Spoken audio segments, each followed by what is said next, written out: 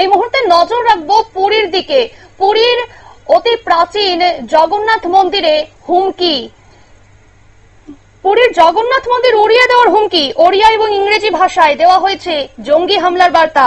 পুলিশের ভূমিকা নিয়ে উঠছে প্রশ্ন। সে নিয়ে বিস্তারিত জানবো। টেলিফোন লাইনে যুক্ত হয়ে গেছে প্রতিনিধি সৌম্য। সৌম্য, কি জানতে পারছো? দেখো, গতকালকে পুরী মন্দিরের কিছুটা দূরেই একটি দেয়ালে একটি গ্রাফিটি বার্তাকে ঘিরে পুরীর জগন্নাথ মন্দির চত্বরে তীব্র উত্তেজনা ছড়িয়েছে।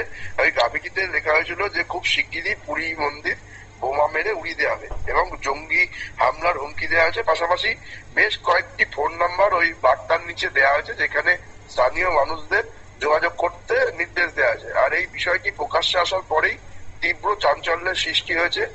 যে জায়গাতে এই গ্রাফিটি দেয়ালে দেখা গেছে তার আশেপাশে বেশ কয়েকটি লাইট পোস্ট ভাঙা রয়েছে এবং সেখানে থাকা লাইট গুলো ভেঙে দেওয়া হয়েছে এবং সেখানে বেশ কিছু জায়গায় ভাঙচুর চালানো হয়েছে।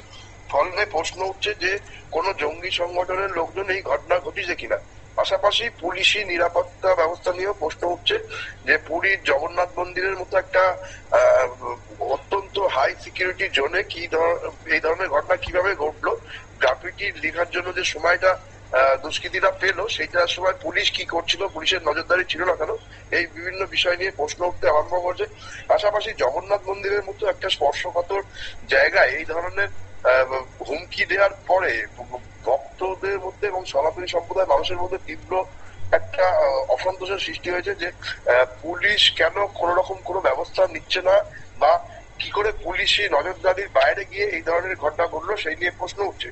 বিষয়টিকে কেন্দ্র করে তীব্র উত্তেজনা দেখা দিয়েছে এবং বিরোধী রাজনৈতিক দলগুলো বিজেপি সরকারের সমালোচনা করছে।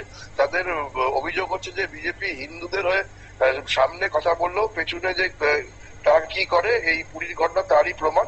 তারা যে হিন্দুদের নিরাপত্তা দিতে ব্যর্থ এই অভিযোগই করছে বিরোধী রাজনৈতিক দলগুলো। ধন্যবাদ সৌম্য। আমরা শুনে নিলাম, অর্থাৎ গতকাল সকালেই কিন্তু এই ঘটনাটা ঘটিয়েছে জঙ্গিরা।